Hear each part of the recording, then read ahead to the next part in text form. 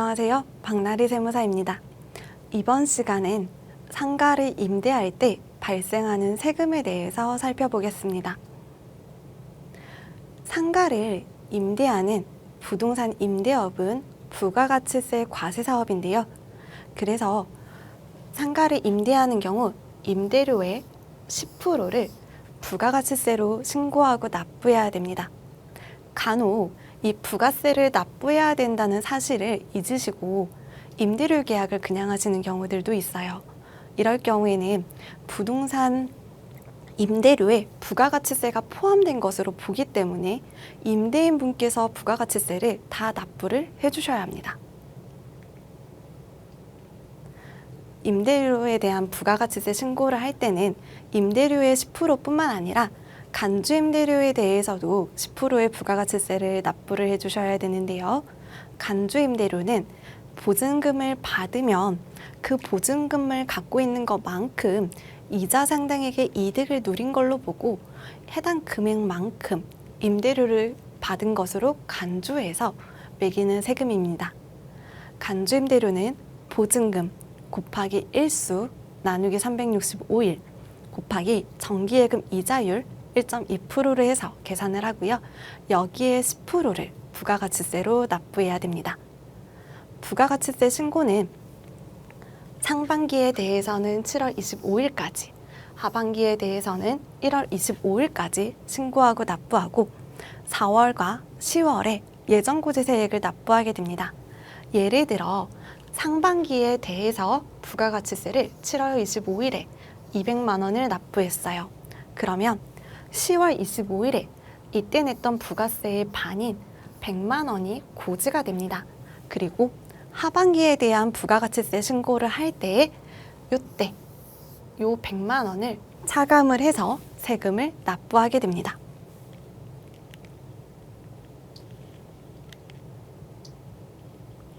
상가를 임대하다 보면 이렇게 임대료가 적은 경우에는 간이가세자 전환 통지서를 수령할 수도 있는데요.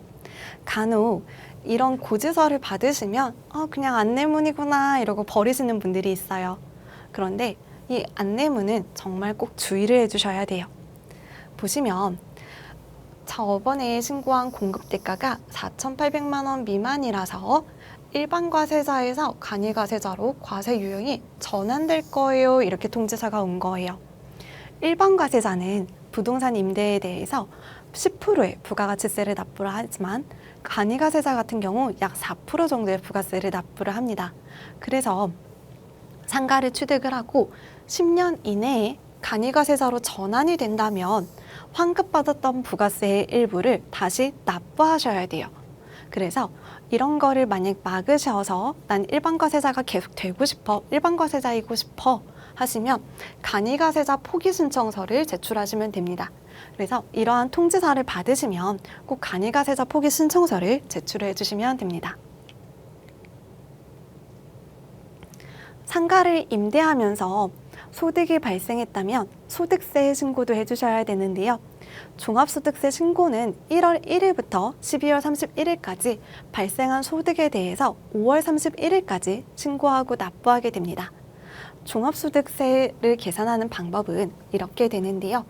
이 종합소득 금액은 이자, 배당, 사업, 근로, 연금, 기타 이 모든 것을 합산을 해서 계산을 하고 부동산 임대업의 경우 이 사업소득에 해당하게 됩니다. 그래서 이 소득들을 합산을 해서 종합소득 금액을 계산을 하고 여기서 종합소득 공제를 차감한 후 나온 과세표준에 세율을 곱해서 계산을 하게 됩니다. 보시면 여기 과세표준에 1,200만 원 이하는 6%, 1,200만 원 넘어가는 순간 15, 24, 35% 이런 식으로 소득이 높아질수록 세율이 높아지는 걸 확인하실 수 있는데요.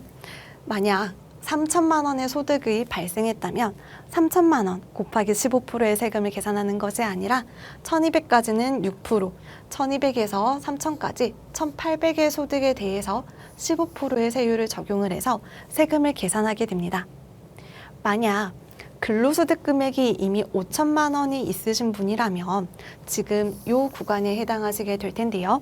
이럴 경우 부동산 임대를 하면서 3천만 원의 소득 금액이 발생한다면 이 추가적으로 발생한 3천만 원의 소득에 대해서는 24%의 세금을 납부하시게 됩니다. 그리고 이렇게 소득세를 계산하고 납부할 때는 꼭 지방소득세 10%도 함께 붙는다는 점 기억해 주세요. 종합소득 금액이 합산될 사업소득 금액을 계산하는 방법은 이렇게 두 가지가 있는데요. 하나는 장부를 작성하는 방법, 하나는 추정해서 계산하는 방법이 있습니다. 장부를 작성하는 경우 임대료 수입에서 실제 들어간 경비 등을 차감을 하고 사업소득 금액을 계산을 해서 요거를 종합소득 금액으로 합산해서 계산을 하게 되고요. 추계의 방법으로 가게 된다면 추정해서 계산한다는 뜻인데 임대료 수입에서 일정 퍼센테이지를 경비율로 차감을 해서 나온 사업소득 금액을 종합소득 금액에 합산을 해서 소득세를 계산하게 됩니다. 만약 수익 금액의 경비율 이렇게 추계로 계산한 거 대비 실제로 사용한 경비가 더 많다면 장부를 작성하는 방법으로 가시는 게 훨씬 더 유리하시고요. 경비를 지출하신 게 없어서 차감할 게 없으시다면 추계의 방법으로 가시는 게 더 유리한 경우도 있습니다. 다만 전년도 수익 금액이 4,800만 원 이상인 경우에는 꼭 기장을 해서 사업소득세를 신고해야 되므로 이때는 꼭 장부를 작성하는 방법으로 가주셔야 무기장 가산세 20%를 피할 수 있습니다. 사업소득세 장부를 작성할 때 경비 처리가 가능한 항목에 대해서 살펴보겠습니다. 임차를 맞추기 위한 중개수수료 비용 처리가 가능하고요. 다만 매수 및 매도를 위한 중개수수료 같은 경우에는 일반적으로 양도소득세 계산을 할 때 필요경비로 계산을 하는 게 훨씬 더 세금을 절세하실 수가 있어서 일반적으로는 이 비용은 양도세 계산을 할 때 넣게 됩니다. 그리고 임대용 부동산에 관리인을 따로 두거나 청소하시는 분들을 따로 둘 수도 있죠. 이럴 경우 이분들한테 지급하는 인건비의 경우에도 비용 처리가 가능합니다. 그리고 재산세, 도로 사용료, 교통유발 부담금 등도 비용 처리가 가능한데요. 교통유발 부담금 같은 경우에는 고지서를 받으시면서도 이게 비용 처리가 되는지 몰라서 못 넣으시는 분들도 많으시더라고요. 이런 비용도 역시나 비용 처리가 가능합니다. 다만 건물 관련 벌금이 있다면 해당 비용은 비용 처리가 불가능합니다. 이거는 벌가금적인 성격이기 때문에 비용 처리가 불가능해요. 그리고 건물을 만약에 수선하게 되면 수선비 비용 처리가 가능하고요. 세무사한테 부가세나 소득세 신고 등을 의뢰한 경우 세무사 수수료도 필요 경비로 차감이 가능합니다. 그리고 임차인 모집이 안 되면 정말 너무 힘들죠. 그래서 임차인 모집을 하기 위해서 지출한 광고 비용이 있다면 해당 광고료도 비용 처리가 가능합니다. 또한 보통 상업용 부동산 취득을 할 때 대출을 되게 많이 받으시거든요. 여기에 따른 이자 비용 역시 비용 처리가 가능합니다. 그리고 감가상각비도 비용 처리가 가능한데요. 감가상각비가 뭐냐면 건물이 노후화돼서 이 노후화된 거를 비용으로 인식한 거예요. 그런데 이 감가상각비는 매우 중요하고 또 주의해서 경비로 반영을 해주셔야 됩니다. 어떤 내용 때문이냐면 양도소득세 때문인데요. 6억에 취득한 부동산을 9억에 양도했다고 가정을 한번 해볼게요. 그러면 양도차익이 지금 3억 정도가 발생을 했죠. 그래서 3억에 대해서 양도소득세를 계산하고 납부하게 됩니다. 그런데 만약에 이 건물의 노후와 감가상각비를 인식을 하게 되면 이 취득가액 계산을 할 때 원래 내가 취득했던 가액에서 감가상각비를 인식한 금액을 차감하게 됩니다. 그러면 취득가액에서 감가상각비를 차감을 하니까 내 취득가액이 5억 5천인 셈이 되는 거예요. 그래서 이 9억에서 5억 5천을 차감을 하다 보니까 3억 5천에 대해서 양도소득세를 계산하고 납부하게 되겠죠. 그래서 실질적으로 진행을 하실 때 이 부분은 꼭 그 세무대리인인 경우 그 세무대리인한테 의뢰를 하신 경우 세무대리인하고 꼭 얘기를 나누셔야 돼요. 네.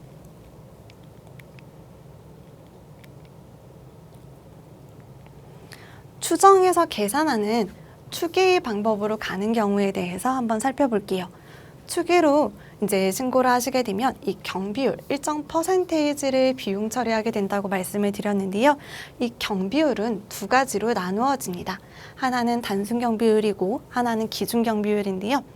만약에 전년도 수익 금액이 2,400만 원 미만이고 당해연도 수익 금액이 7,500만 원 미만이라면 단순 경비율의 방법으로 신고를 하게 되고요. 전년도 수익 금액이 2,400만 원 이상이거나 또는 당해연도 수익 금액이 7,500만 원 이상인 경우에는 기준 경비율로 세금을 신고하게 됩니다.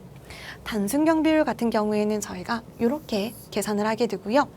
42% 정도를 비용으로 처리하게 됩니다.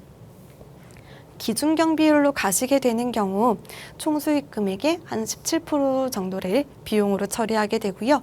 이 금액과 이렇게 단순 경비율로 계산한 소득 금액의 2.8배를 곱한 금액 중 작은 금액을 사업소득 금액으로 보게 됩니다.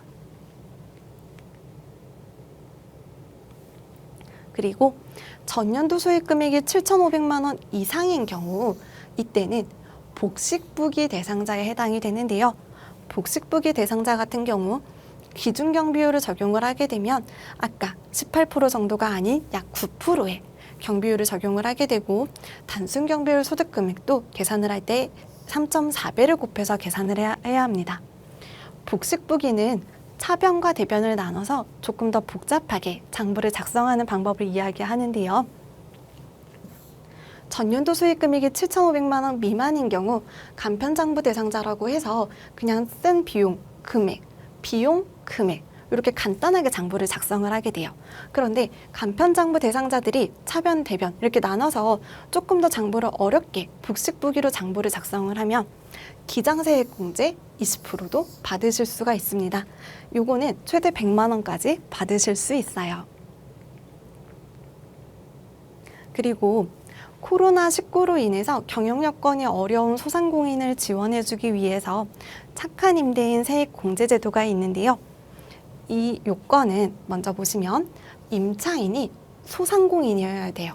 그리고 2021년 6월 30일 이전부터 영업을 하고 사행성 업종을 운영하지 않으며 임대인과 특수관계가 없다면 이 임차인에 대해서 임대료를 인하해 준 것은 70% 세액 공제를 받으실 수 있습니다. 종합소득 금액이 1억 원을 초과하는 경우 50%의 세액 공제를 받으실 수 있습니다. 상가를 보유하고 계시다면 재산세도 함께 납부를 해주셔야 되는데요. 재산세는 매년 6월 1일 기준으로 소유하고 있는 사람한테 나오는 세금입니다. 건물분 재산세는 7월 16일부터 7월 31일까지 납부하게 되고 토지분 재산세는 9월 16일부터 9월 30일까지 납부하게 됩니다. 그리고 건물분 재산세는 시가 표준액의 공정시장가액 비율 70%를 곱하고 여기에 0.25%의 세율을 곱해서 계산을 하고요. 토지분 재산세의 경우 공시지가에 공정시장가액 비율 70%를 곱하고 0.2%에서 0.4%의 세율을 곱해서 계산하게 됩니다. 간혹 이 재산세를 생각하면 종합부동산세도 같이 생각을 해주시는 분들이 계신데요. 주택의 경우 종합부동산세에 대한 부담이 너무 크다 보니까 상가를 가지고 있을 때도 종부세 부담이 크지 않을까 걱정하시는 분들이 많으세요. 그런데 상가의 경우 상가 부수 토지의 가격이 80억을 초과하는 경우에만 종합부동산세가 나오므로 일반적으로 상가를 가지고 있을 때 종합부동산세를 내시진 잘 않습니다.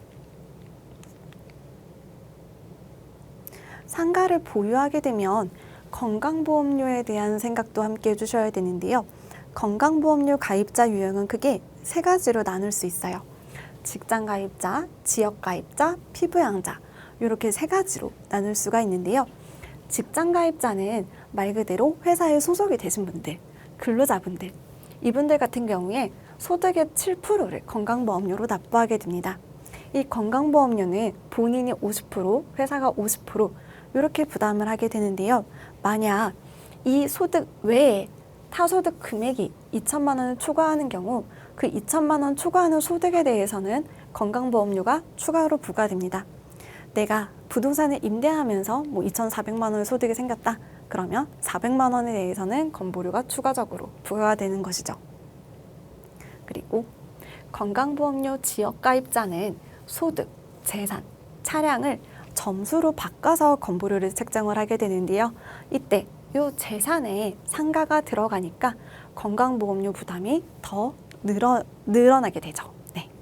그리고 피부양자, 이분들은 이런 유형이 아니라 그냥 다른 분의 밑으로 이렇게 부양자로 들어가 있는 분들이에요. 그런데 피부양자가 사업자 등록을 하고 사업소득 금액이 발생을 하면 피부양자 자격이 박탈당하게 됩니다.